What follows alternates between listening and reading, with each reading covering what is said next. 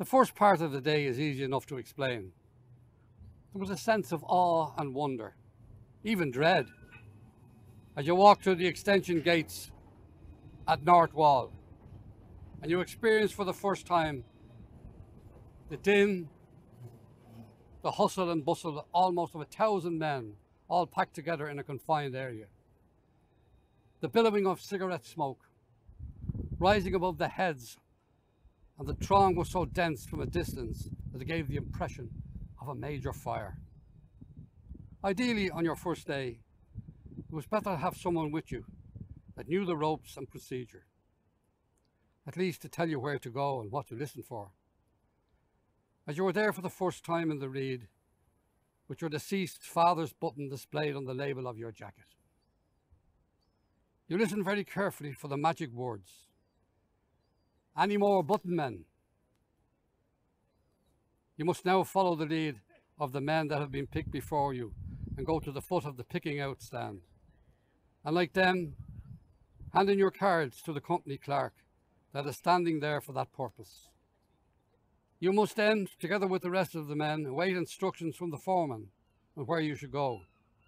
If you're totally ignorant of the geography of the place, then it's best just to follow the men that have been picked with you as part of the gang of men in a particular ship. On your way to the ship, get your social skills to kick in. Chat to the more friendly men in the gang. Tell him it's your first time. Then and hope he takes pity on you. It's difficult to describe how you felt on your first day. Me personally, I felt it was a mixture of feelings.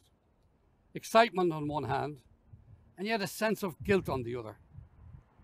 Having priority of employment over older men in the reed that had worked on the docks for many years before I arrived there at 16 years of age. Many of these men had worked on the docks for far longer than that. Yet they had now to concede to my priority through the power of a steel badge. The button, which I was wearing on the left lapel of my jacket. I was often asked how it made me feel, but maybe it was because of my age. But wearing the button on your jacket, you almost felt like the sheriff or a deputy of a Western movie. You would have to remember the time we were talking about. These were very hard times. Work was scarce, wages were very low. Many of my contemporaries that I went to school with could be employed as a messenger boy for a few quid a week. But for the grace of God and the death of my father, I would very likely be doing the same. Having my father's button made it possible for me to earn more money in one day than these lads could earn in a week. Because of your age and the fact that you were earning so much more money than your friends, there was a very real danger of becoming arrogant and conceited. Result with you losing many of your best friends. And there were cases of that happening. I believe that respect was the key.